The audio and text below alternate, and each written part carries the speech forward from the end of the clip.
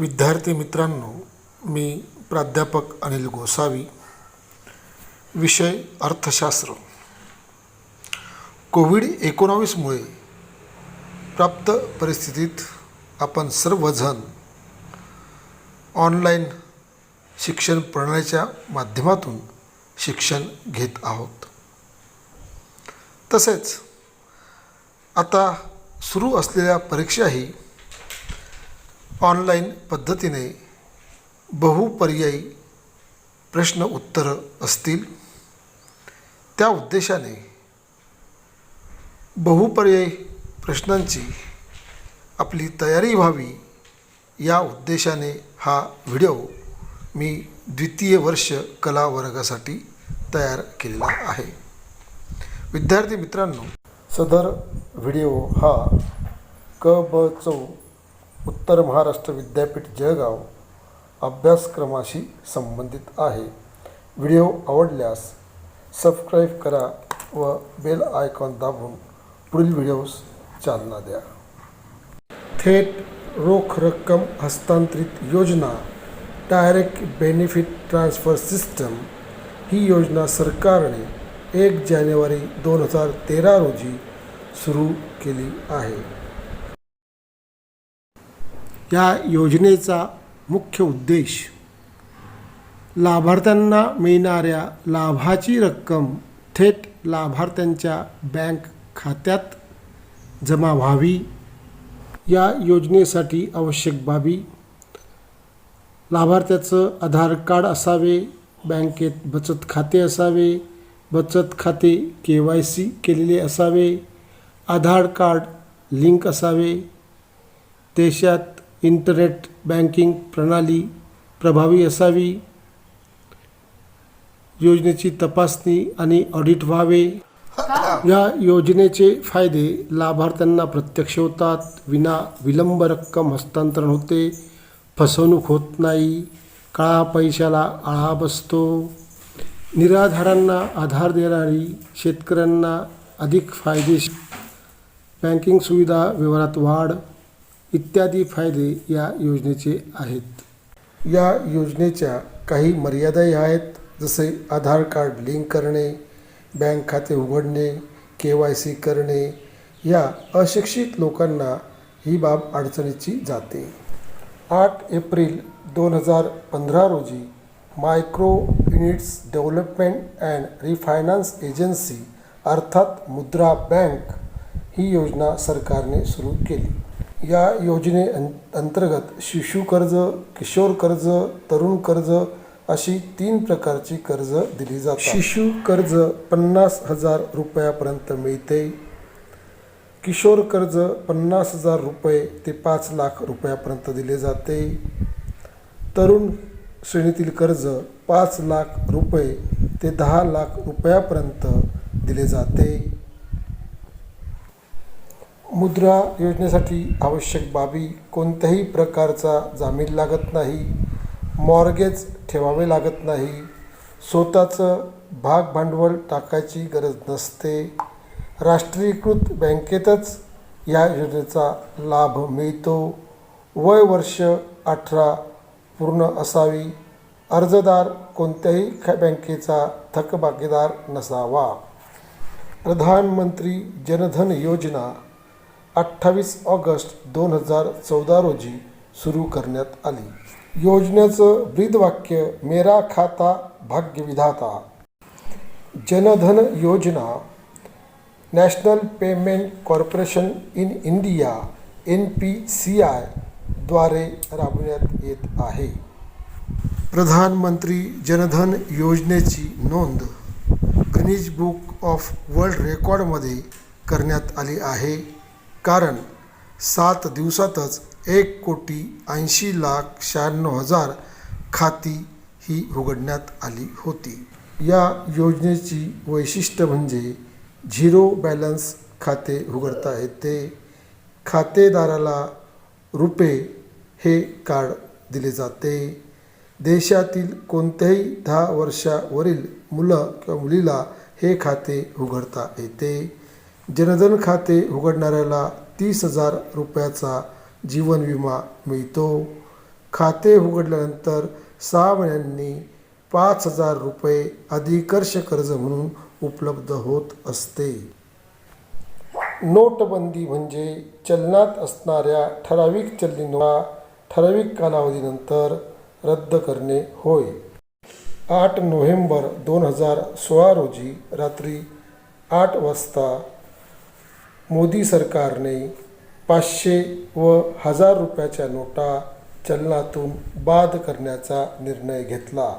Make in India योजना 25 September 2014 रोजी सुरू केली. या योजनेची वैशिष्ट्य म्हणजे कौशल्य विकासात वाढ करणे, गुंतवणुकीस चालना देणे, तरुण उद्योजकांना प्रोत्साहित करणे ही या योजनेची प्रमुख वैशिष्ट्ये आहेत. स्वातंत्र्यप्राप्तीवेळीस भारतीय अर्थव्यवस्था एक मागास अर्थव्यवस्था होती. स्वातंत्र्योत्तर काळात अर्थव्यवस्थेत शेती, उद्योग, व्यापार यांचा विकास होत गेला. परिणामी अर्थव्यवस्थेत शेती क्षेत्राचा राष्ट्रीय उत्पन्नातील वाटा कमी होत जाऊन औद्योगिक व सेवा क्षेत्राचा वाटा हा वाढत गेलेला दिसून येतो. भारतीय अर्थव्यवस्थेत औद्योगिकरणामुळे सदृढ व संतुलित अर्थव्यवस्थेचा विकास होत गेला.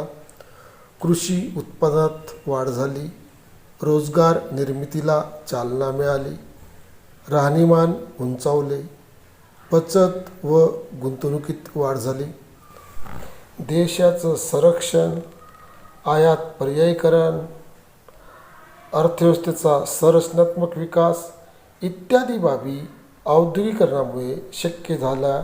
म्हणून औद्योगिकरणाची भूमिका ही भारतीय अर्थव्यवस्थेत अतिशय महत्त्वाची आहे. देशाचा जलद आर्थिक विकासासाठी औद्योगिकरण हे अतिशय महत्त्वाचे असते आणि म्हणून 1991चं नवीन औद्योगिक धोरण 2 टप्प्यात जाहीर करण्यात आले. पहिला टप्पा 24 जुलै 1991ला मोठ्या व मध्यम उद्योगांसाठी धोरण जाहीर करण्यात आले व 6 ऑगस्ट 1991ला लघु उद्योगांसाठी धोरण जाहीर करण्यात आले. 1991चं औद्योगिक धोरण पंतप्रधान PV नरसिंह राव व तत्कालीन अर्थमंत्री डॉक्टर मनमोहन सिंग यांच्या कार्यकाळात सादर करण्यात आले. या औद्योगिक धोरणाच्या काही ठळक बाबी: औद्योगिक परवाना धोरण या शिथिल करण्यात आले. विदेशी गुंतवणुकीचे धोरण लवचिक ठेवण्यात आले. विदेशी तंत्रज्ञान सहयोग कराराची परवानगी देण्यात आले, म्हणजेच अटी शर्ती या कमी करण्यात आल्या. सार्वजनिक क्षेत्रासाठी राखून ठेवलेल्या उद्योगांची संख्याही कमी करण्यात आली. 1991च्या नवीन लघुउद्योग धोरणानुसार लघुउद्योगांचे 3 गटात वर्गीकरण करण्यात आले. अतिलघुउद्योग म्हणजेच ज्या उद्योगात भांडवल गुंतवणूक 5 लाखापर्यंत आहे असे उद्योग. लघुउद्योग भांडवल गुंतवणुकीची मर्यादा 5 लाख ते 60 लाख रुपयापर्यंत आहे असे उद्योग यामध्ये समाविष्ट होतात.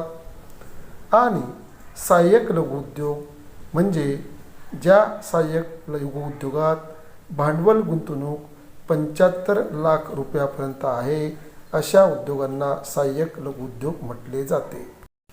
2006च्या लघु आणि मध्यम उद्योग विकास कायद्यानुसार उद्योगांचं वर्गीकरण 2 भागात करण्यात आले आहे. एक यंत्रनिर्मित वस्तू उद्योग आणि 2 सेवा क्षेत्रातील उद्योग.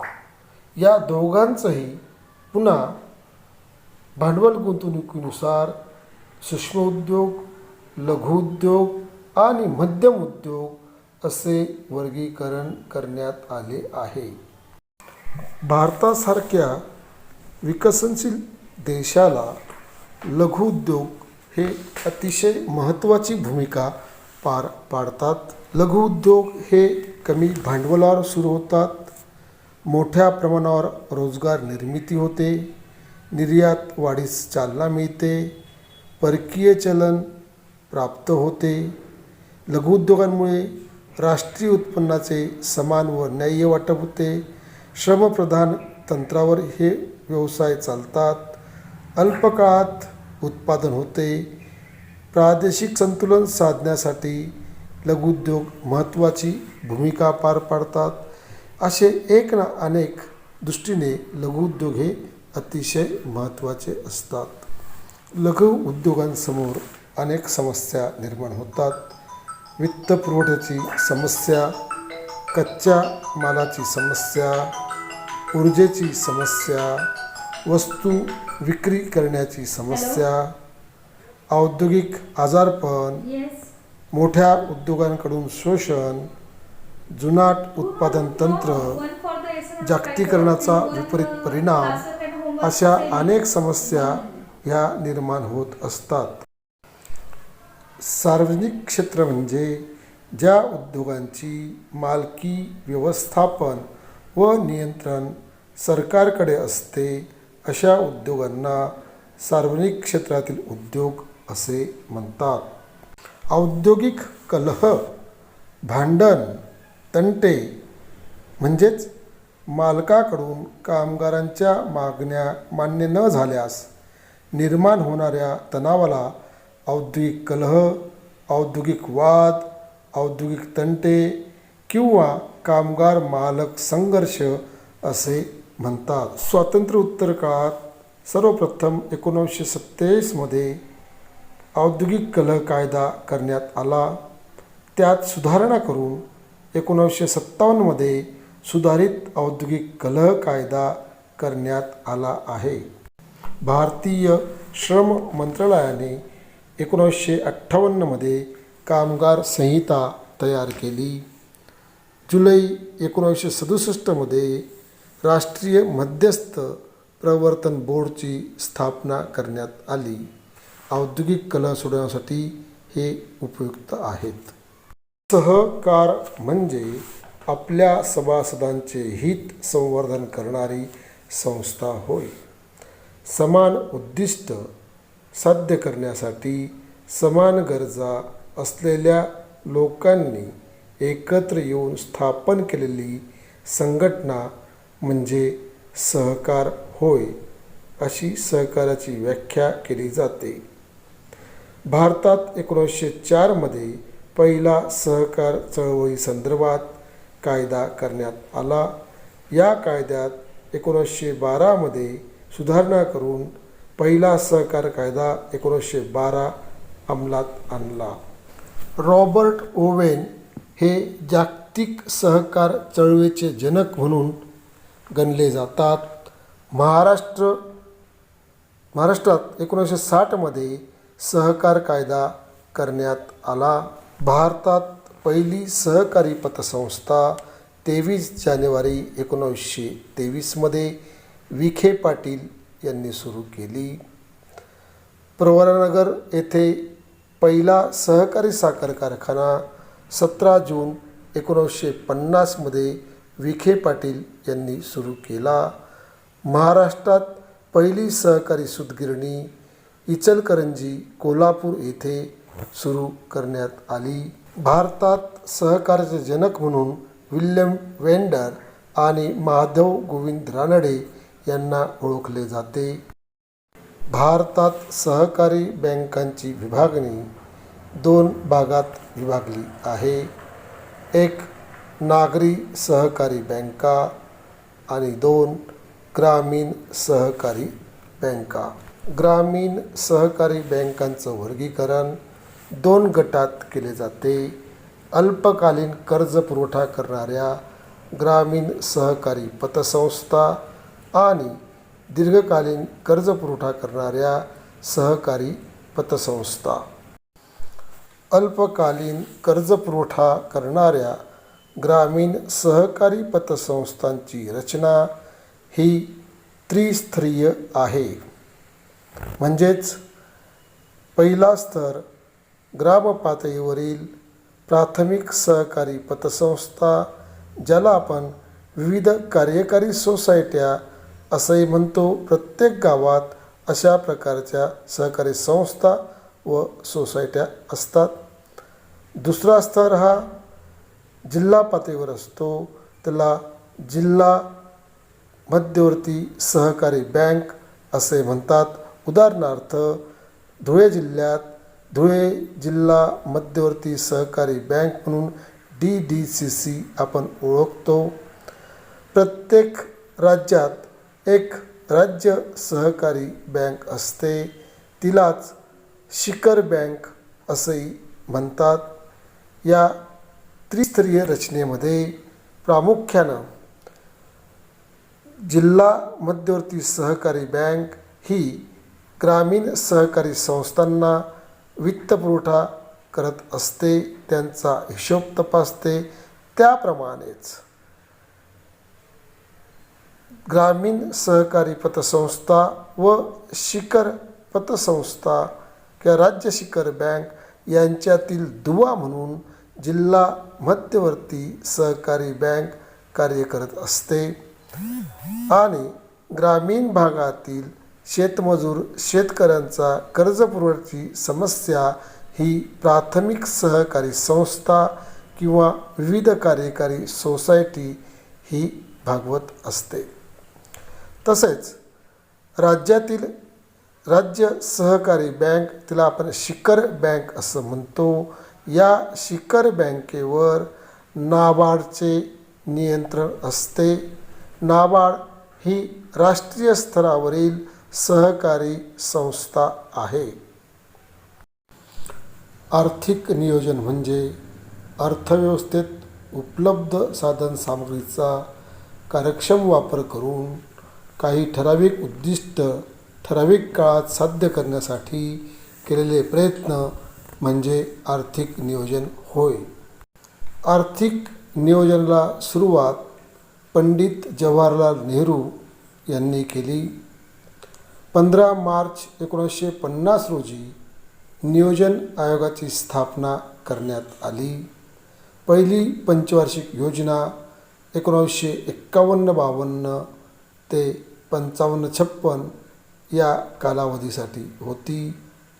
पहिली पंचवार्षिक योजना कृषीप्रधान होती, तर दुसरी पंचवार्षिक योजना ही उद्योगप्रधान होती आणि दुसऱ्या पंचवार्षिक योजनेला महालनोबिस पॅटर्न असंही म्हटले जाते. 1951 पासून तर 2011-12 पर्यंत 11 पंचवार्षिक योजना पूर्ण झाल्या आहेत. 12वे पंचवार्षिक योजनेचा कालखंड 2012 ते 2017 असा होता, परंतु 15 ऑगस्ट 2014 रोजी नियोजन आयोग बरखास्त करण्यात आला. त्यामुळे 12वी पंचवार्षिक योजना अर्ध्यावर सोडून देण्यात आली. पंचवार्षिक योजनांच्या जागी 1 जानेवारी 2015 रोजी सरकारने नीती आयोगाची स्थापना केली. म्हणजे नियोजन मंडळ बरखास्त होऊन आता नीती आयोग आले आहे. नियोजन मंडळाचे पदसिद्ध अध्यक्ष पंतप्रधान असत, त्याप्रमाणेच नीती आयोगाचे अध्यक्षही पंतप्रधान हेच असतात. पूर्णकालीन संघटनात्मक रचनेत अध्यक्ष, उपाध्यक्ष व 4 पूर्णकालीन सदस्य असतात. नीती आयोगाअंतर्गत राज्यांना सक्रिय सहभाग घेता येतो, जे नियोजन मंडळात होत नव्हतं. तसंच सशक्त राज्यच सशक्त राष्ट्र निर्माण करू शकतात, यावर ही नीती आयोग भर देते. NITI Aayog bottom to top अशा रचनेनुसार विकासाची संकल्पना मांडते. नीती आयोग ही एक थिंक टँक आणि संशोधनाला चालना देणारी संस्था आहे.